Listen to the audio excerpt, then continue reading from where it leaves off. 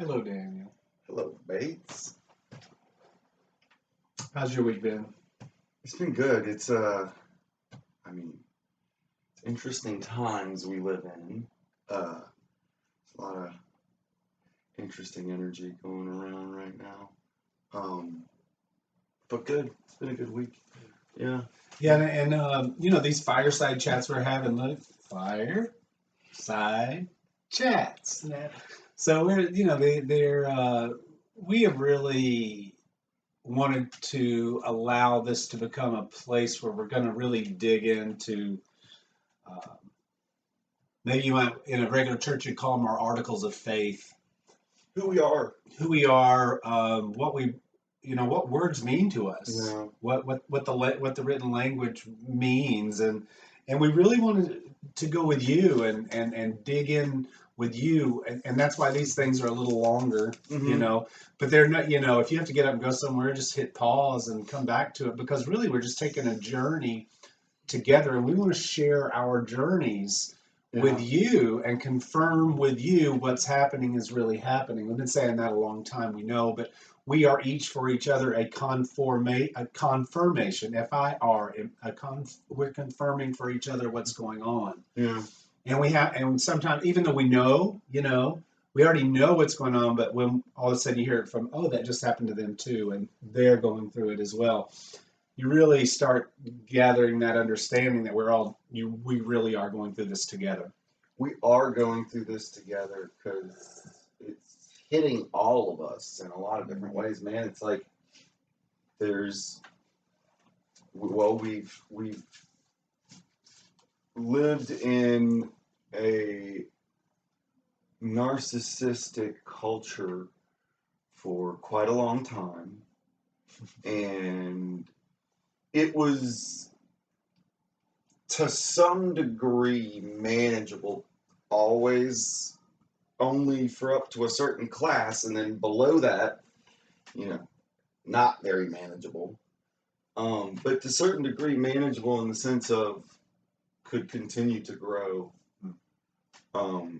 as it was doing, up until a certain point where the growth became so exponential to where it's just not sustainable anymore.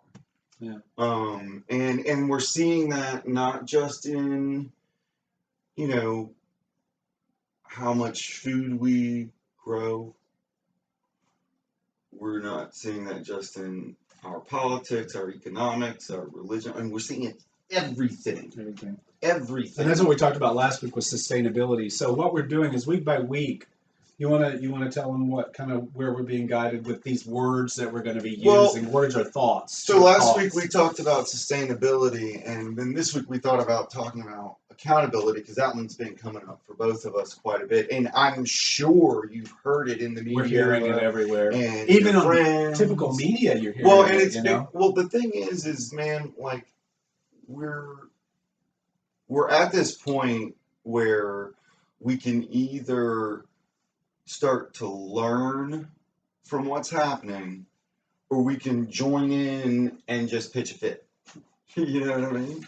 Those are choices. And so, like, it kind of looks like that's what's going on around us, is a bunch of people are either choosing to learn from what's happening around them, what's been going on in their lives, and then turning around and applying that to their lives directly, right, or they're upset that they're having to change their lives, and they're pitching a fit. Just, however you want to look at that. You know what I mean? And so, like, privilege is on display at the moment.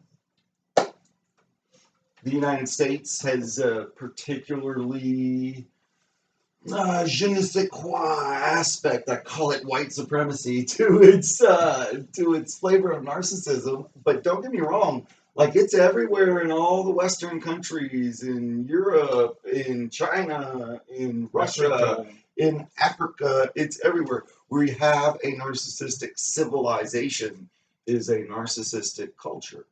And so we're at this point where there are so many of us that are saying, enough is enough. We have to break these habits. We have to break these generational curses. We have to break these cycles of violence, because if we're the ones we've been waiting for, it's our job. We got to do it. If anybody's going to do it, it's got to be us. Yeah. We can't keep putting it off on our kids. So we're at this point where we're at this reckoning. And that's what Chi Life Ministries. That's really what we want to talk about. Is we want to be with all of those of us that are part of Chi Life Ministries, to our patrons, to the people that prepare the foods, as far as Chi Farms CSA, that's our food ministry. But Chi Life Ministries is the bigger umbrella for all of these other groups of people like you that are showing up to do other things within this economic absolutely network that we're creating. So that's our food ministry. We call it food ministry, but it really starting to reach out way beyond just food. So we want to thank you all for tuning in or becoming a patron. And again, it's some in the old churches, you just went and passed off your tithes. We don't do it that way. We're like, hey, if you want to donate to us, buy a box of food, and that'll help feed somebody who can't feed themselves. So of course, gifts and treasures and talents are always welcome in whatever we do. Bring your skills to the table. Bring your skills to the table, and let's collaborate and do some really beautiful work together. Build a new world together. And that's what I think that's what we all feel like we're doing. We're like, okay, we're going to start building this new world. It may look really backwards to some people because we're going back to the basics, or we're all learning. So many of us learning how to be sustainable, but do it in the most loving way so that you can work with your community. Well, and we have this. The one around you. We have this opportunity in our lives, Bates, where the cracks can look like our lives falling down upon us, or they can look like where the light is shining through. Absolutely. Absolutely. And so, how are we going to approach it? How are we going to approach it? And sometimes we get ourselves even caught accountability-wise in the words we use as we're putting intention into our next word. Remember, this is one of those things I ask people to remember, because this is the way I look at it. Every word, every thought is a prayer. Yeah, absolutely. So however your mind is thinking that, if it has a high vibration, that's going to come back to you. If that thought has a lower vibration, that's going to be what's ricocheted back to you. So like we spell these words, Bates. Yeah. What is it? So we spell these words. It's all Satan or whatever, and we're not talking about. But we pray. We don't want to. We don't want to scare people either with the words, because those words are they're triggers for people, in our Christian society. It is, but I mean, these are just different ways of expressing the same thing. But how do you spell a word? You spell a word. Spell. There's something to that. There's something to that. It's the way the word says and what it means, and literally, what I truly believe. Yes, words. They're the building blocks. They're the building block, and they are which in turn, when you build those beliefs or when you speak them, that you get charged to that level. Absolutely. And then that's the level that reaches out into your into the super consciousness, and then it comes back to you as that reality. So your words are your prayers, man. Your thoughts are your prayers. Be so accountable to yourself. Now we can get into accountability, but be so accountable to yourselves that you dare not send a thought out there that is not serving to the highest degree. And we've all been working on that in intense ways. Well, so there's a Bible verse for a long time that I really like, made quite popular at one point by Keith Green. I don't know if you're a fan of Keith Green. I don't know. He's an old 70s, early 80s Christian musician that's idolized by a lot of Christian folks. Right. Great musician. Right. He's like the Billy Joel of Christian music, piano playing kind of guy. Gotcha. Nice. But he has a song. He says, "Create in me a clean heart, O God, and renew a right spirit within me." It's from Psalms. And that's what we're talking about. It's understanding that we've been given this handbook of life from our culture, this narcissistic culture that we're talking about, that tells us this is what it means. So like accountability, we were talking about this earlier. Accountability, if we look at it etymologically speaking, and I'm a big etymological word person. I get the word of the day in my email every day. Go tell It's them what kind of etymological means. the study of words, basically. The study of the history of words, specifically. Where it comes from, the roots. And oftentimes these words are thousands and thousands of years old. Absolutely. And a lot of thought and intention. From the beginning of time where man knew it, some of them. A lot of thought and Beyond. intention put in to these words, right? So accountability, 2 words, account and ability. So the ability to account, right? So account comes from Latin computare. Com means together, to bring together, to add together. And putare means to prune. So to concisely, specifically, analytically apply managed violence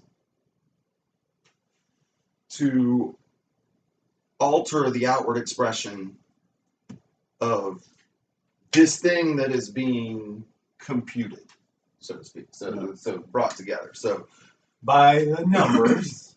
By the numbers. So it's a very mathematical. So Latin, and for anybody that doesn't know, Latin is a very bureaucratic, red tape language. It was designed that way by the Roman Empire to be that way. Our language, our English language, is more Latin than anything else. Very bureaucratic. This is all designed, folks, to be a narcissistic, bureaucratic, top-down world, cultural world. Like this is just if you don't know, we're gonna help you with that at some point.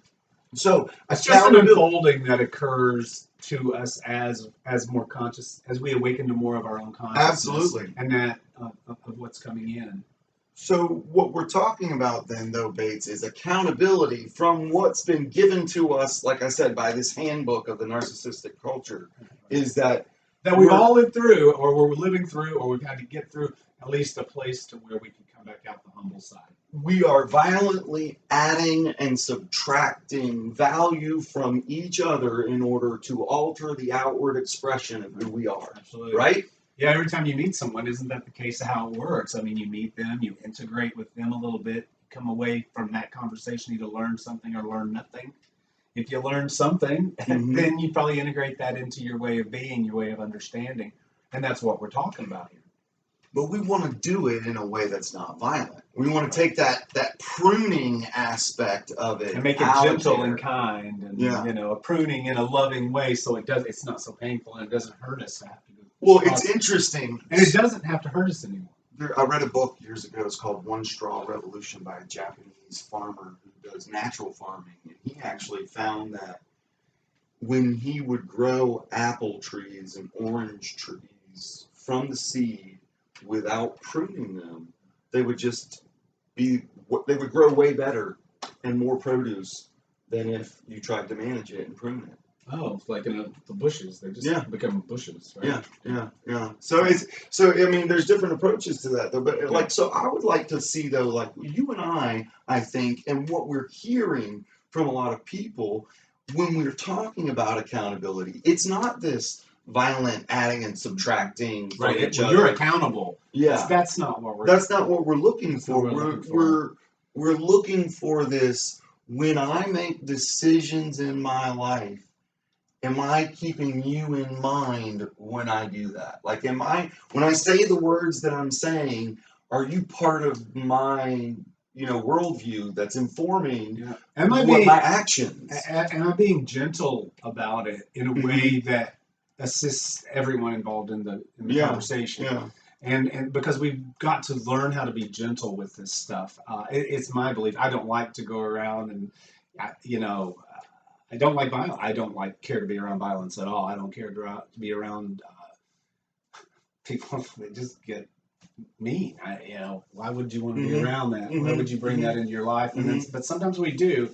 And so these are the things we're talking about. How do we release that? Well, and I think at some level we have to recognize that because we do live in a narcissistic culture, like there are going to be people that are going to get triggered at some level Absolutely. because we all deal with it. We're seeing it everywhere around It's us all right around now. us, right? Something is triggering somebody right now.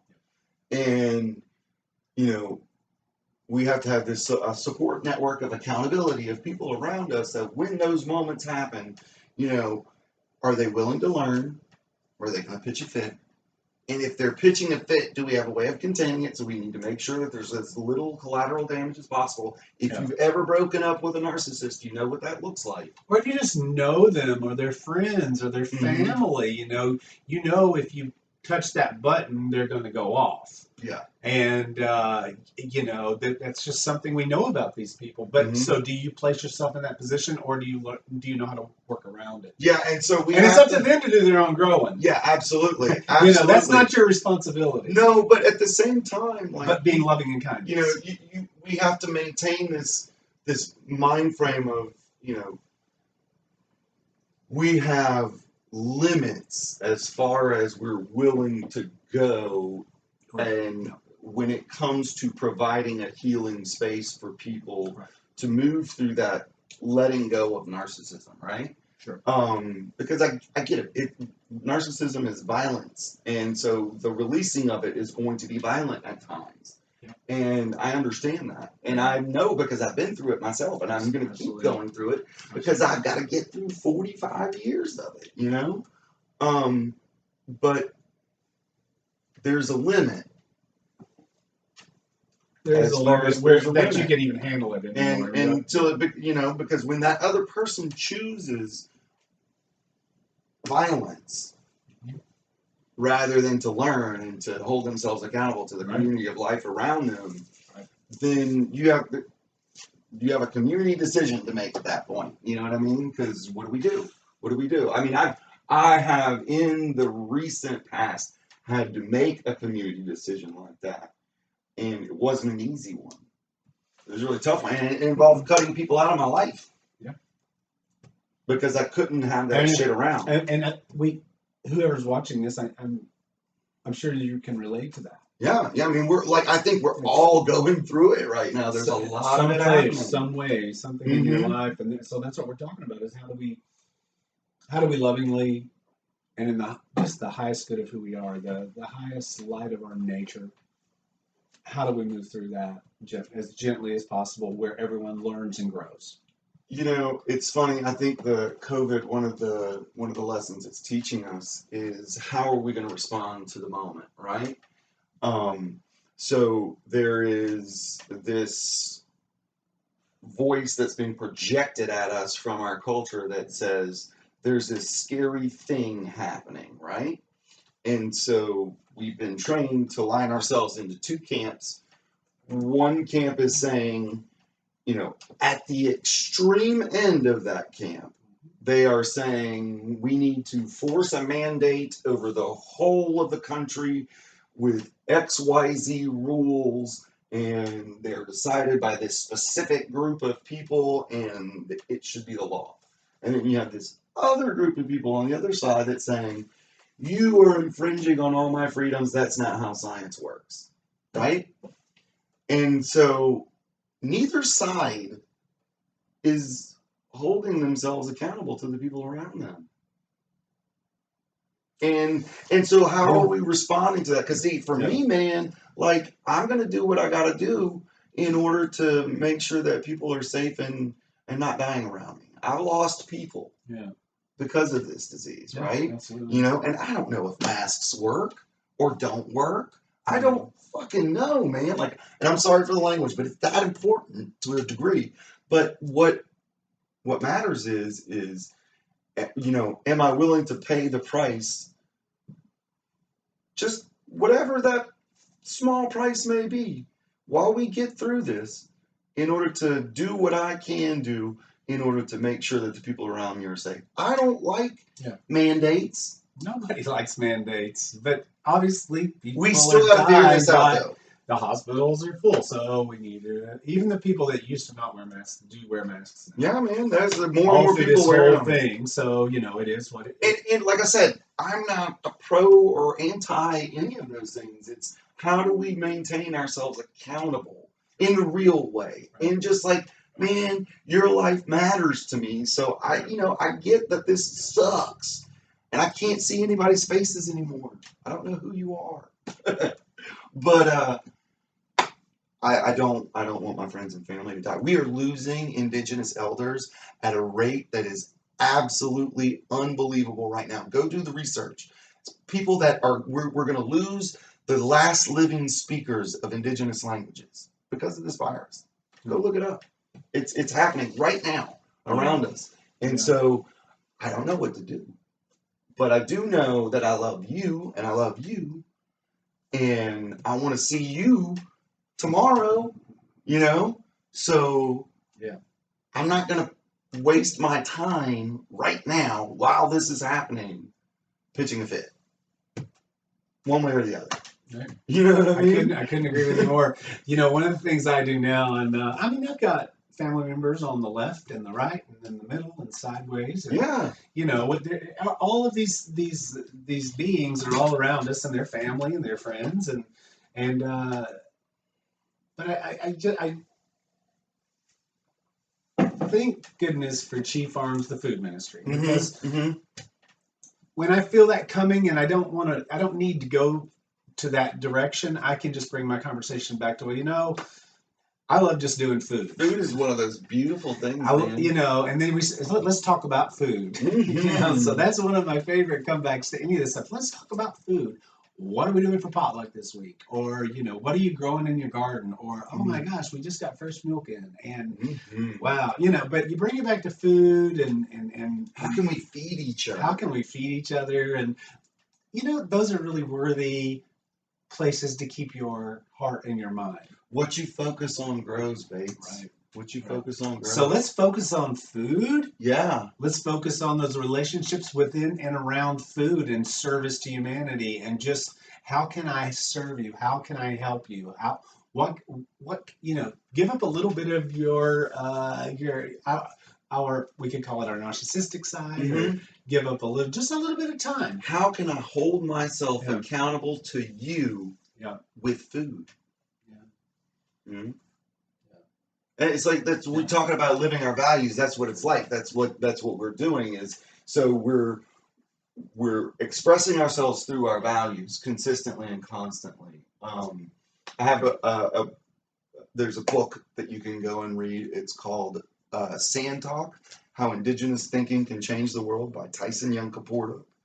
And in the beginning of the book, he talks about how in Western culture we have a list of rules that we put on piece of paper, and we live our lives by these rules, the Constitution, the laws, that way. So in indigenous society, though, rather than having those rules on a map out in front of us, good, nice, yeah. They have their map is a lens, several lenses, really, a lens, and that lens is right here. They're always wearing that lens of their values constantly over their eyes, so that all movement that they make is through those values. Through values, not rules. Not the rules. Not values. Or I would call that a 3D world thing. Those rules and those rules are different. I mean, those man's rules are different than what we're talking about. Yeah. So we're not talking about rules like this is the right way or wrong way of doing things. Thou shalt not. Not like you're not living your life by these external rules given to you from someone else. But you're taking your values, and when you move, when you say, when you think, when you choose your emotional state, it's all coming through the movement of your values. Because now you're allowing yourself to become aware of your values. Yeah. And what that feels like to you. And the more you move into that, the more it becomes you. So you become it.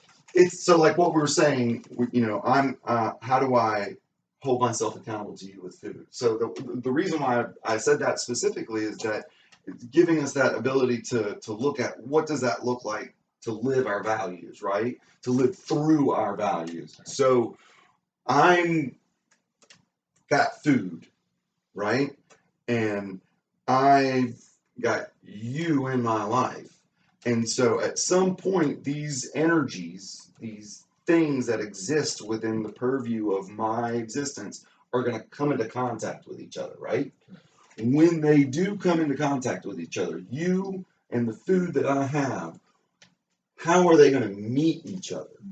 How am I going to participate in that exchange, right? And so my movement with that, is it going to be, here, have some food, Bates. I don't have much of it, but you can have some of it. Or is it, oh, Bates, I would love for you to have some of this food. I specifically cooked it with you in mind, or is, how are we am I holding myself accountable to you when I'm exchanging this food with you? You get what I'm saying? I mean, I know that's that's the level. big. That's a deep level. Yeah. And it's the level we should be coming from. When I eat food, when I buy food, when I go to get it's energy. It exhibits itself in the nature of physical form, so we can consume it. But it's energy. We are consuming more energy, because it's live and it's fresh and it's a vegetable and those kind of things. It heals our cells from the inside out. Mm-hmm. I know, and we can even. This is a great time to get into CBD. Yeah, man. That this stuff, it was taken away for a reason.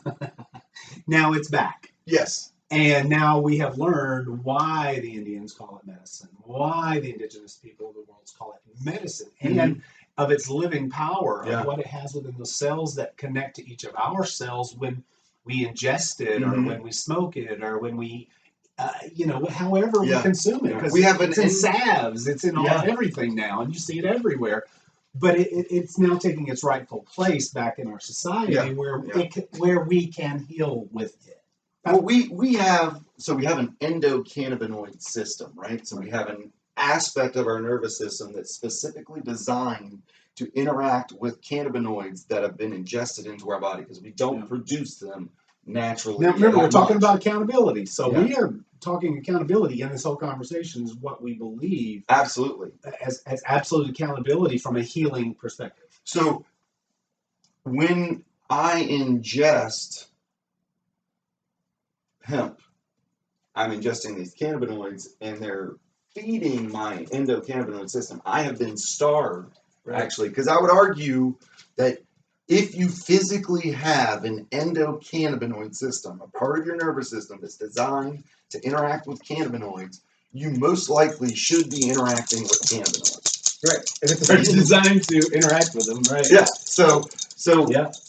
But the reality is like I said, we've been cannabinoid starved over the last 70 years since it's been illegal.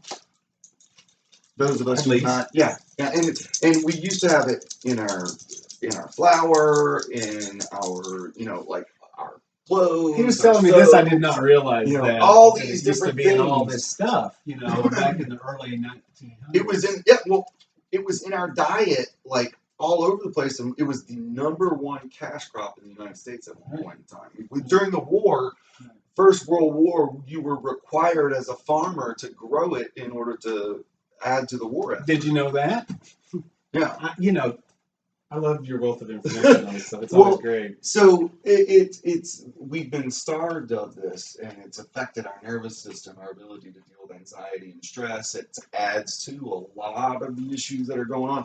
We got a hole in my pocket. Sorry, I just lost my mind. That sounds like a country song. I gotta stop putting stuff in that pocket. Sounds like a country song. Got a hole in my pocket. Stick it over here. Anyways, so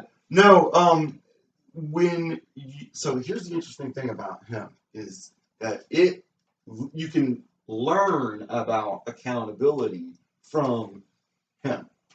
So when you grow hemp, it not only cleans the soil, but it reconditions the soil and adds nutrients back to the soil itself.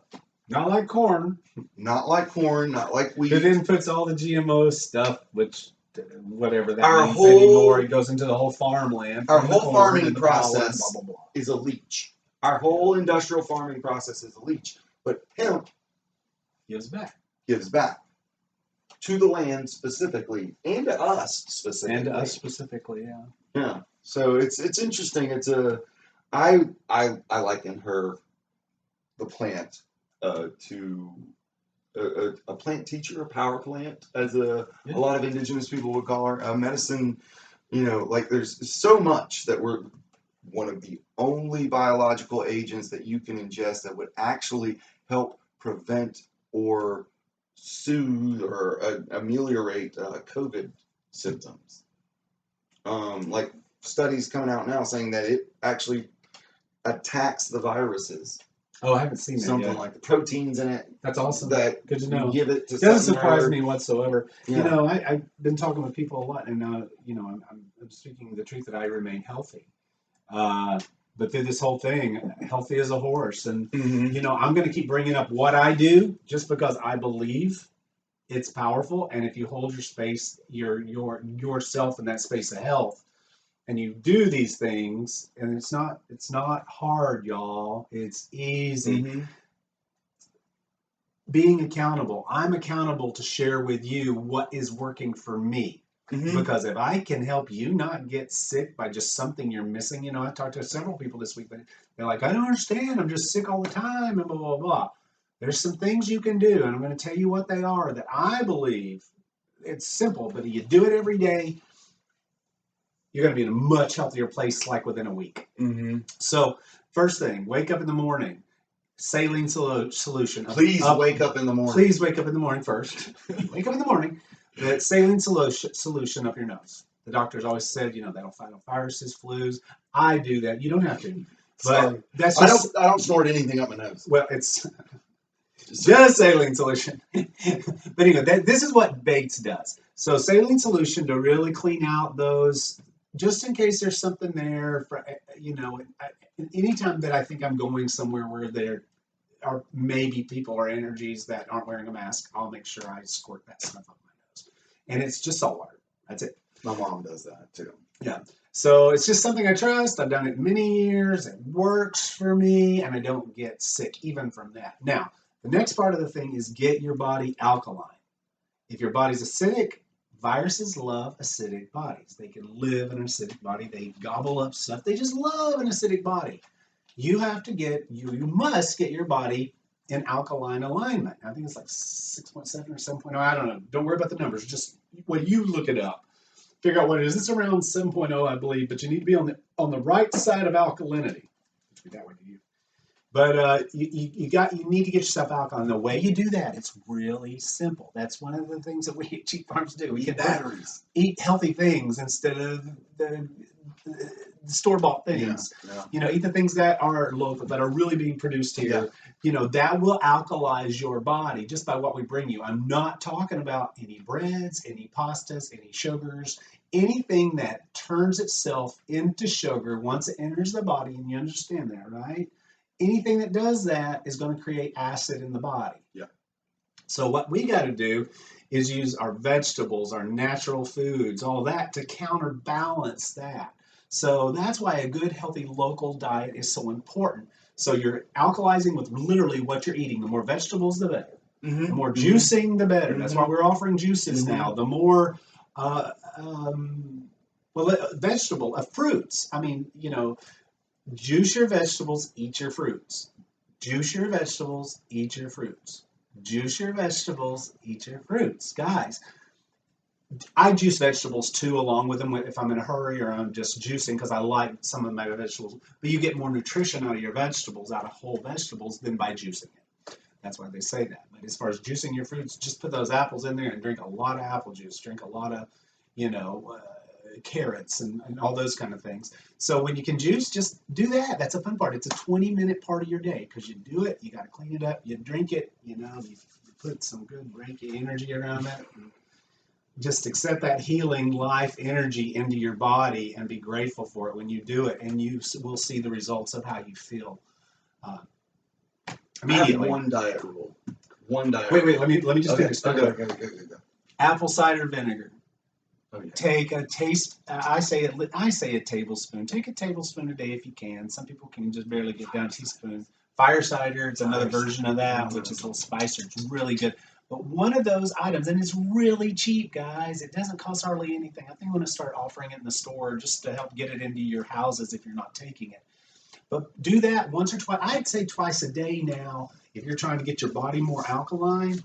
Maybe once in the morning, once in the evening, and if you do it more, that's fine. But what I do tell people to do, if you're taking a kombucha, this is my personal experience. If you're taking a kombucha or apple cider vinegar on a regular basis, I believe I'm not a doctor, but my experience is that it does something to my joints. It either leaches something out or something. My joints, sometime after, and I'm older anyway too. So, but my joints, I could feel that something wasn't right. And when we put turmeric, and a lot of you already use it, turmeric and ginger, you put turmeric and ginger back into your diet, those joint pains go away. You'll gain 100% strength back from where you were if you have joint pain.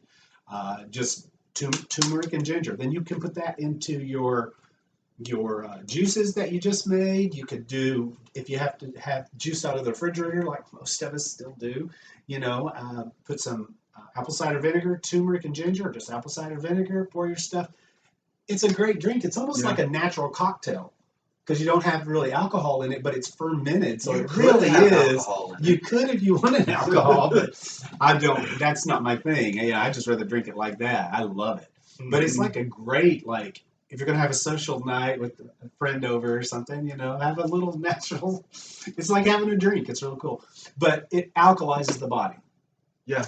So those are the things that I say, do it. I mean, if you don't want to get sick, do this. Yeah. And it will help you in ways that you'll be like, you'll feel good about yourself. So I have one diet rule. Tell me. Cook all your food from scratch. Eat all your food from scratch. Whether you raw or whatever, vegan or, keto, whatever, it doesn't matter. Scratch. Don't eat box food. Don't eat box food. Yeah. I mean, I get it because life is swift at times. But y'all know how long bread lasts these days, don't you? It lasts for months. How does your bread? What are we eating? Well, and that's the thing, man. Is like we there's that accountability thing.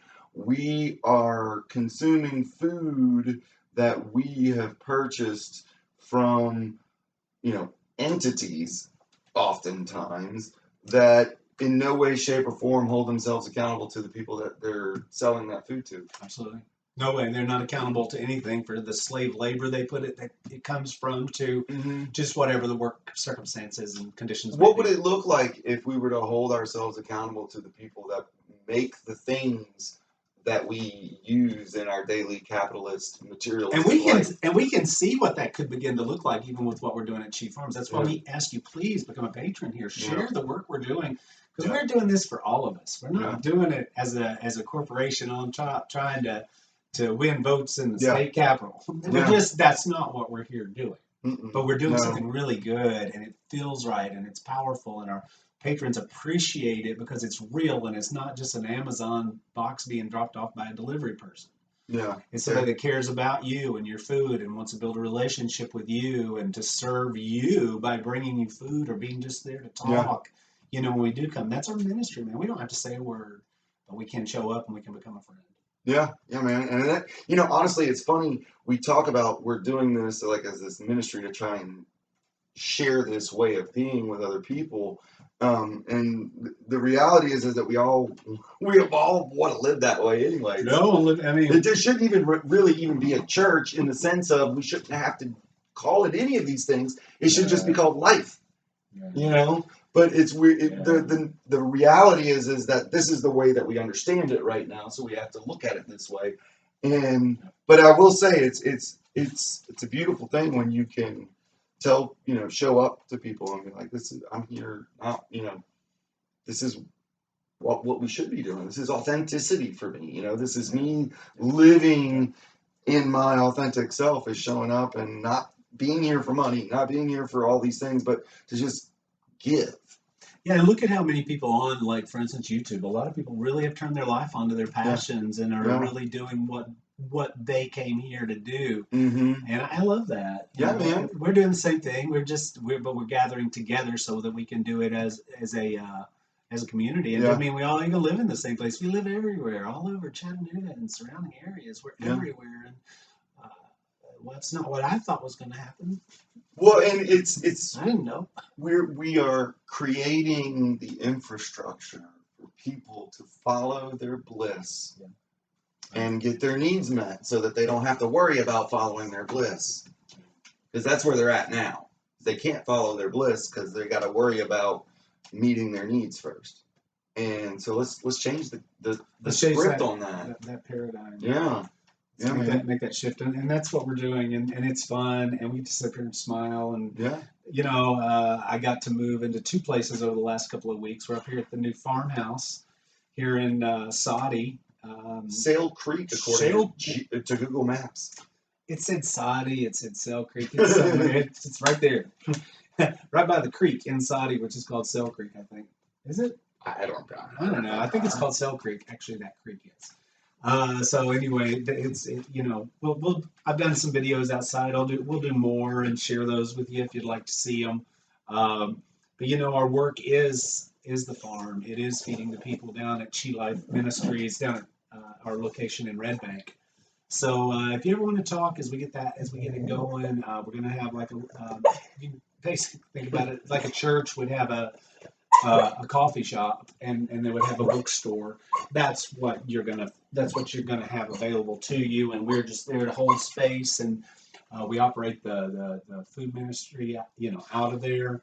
And we come together. We'll be coming together as times permits with the epidemic. Um, you know, we'll do things outside with social distancing and masks, and just yeah, we just ask you to be loving and kind to all those you encounter, and respect everyone. Yeah, it's a little cold right now. It's a little cold right now, so you know. But you know, it's gonna get warmer. It's gonna get warmer, and Yeah. COVID's gonna go away one day. Eventually. And we're already doing things like right now on YouTube, so we'll continue to do these fireside chats and just the objective is to bring us all awareness, and then as we get comments back, we can talk about those kind of things, or even do some live things in the future. Yeah. I'm sure we'll be doing all of those kind of things from Chi Life Ministries. Yeah, absolutely. I'm excited about what the future holds, man. Yeah. Like I said, we can look at it as though life is falling apart, or we can see the light shining through the cracks, man, and start to look into and feel into that new story that's on the other side. Yeah, Pastor Daniel, and I just wanted to thank you for all you give and all you do in your work in the food ministries out and around the town. Let's just real quick before you say goodbye. You know, Daniel's been working for years on the Tiny Home Initiative projects in Chattanooga. He's been working on food, along with teams of other people, of course. Lots of people doing this together. But Daniel's been real, I'd say, inspiration in our community for a long time for bringing people together to build food in yards, to grow gardens in food deserts, et cetera, et cetera. Mm-hmm. So thank you for all the work you do. I've said a lot. I talk about it a lot. I don't feel like I've done enough because we don't have the ability to feed ourselves yet. Well, thank goodness you're a good talker and you like to talk, because you do have to talk about it a lot. Well, to get it across. Gotta speak it into existence, man. Speak it into existence. You do at some level, and we're at this point in history where I think people are getting ready. They will be very ready as soon as they can go outside and do stuff with each other. But they're ready to start getting out in the ground and growing food and changing and doing something different. Yeah. You know. And if you want to grow food, if you're watching this, you're close enough to grow food and offer it to us, we will buy that from you, just like a wholesale. Absolutely. You know, we'll form a collaborative partnership.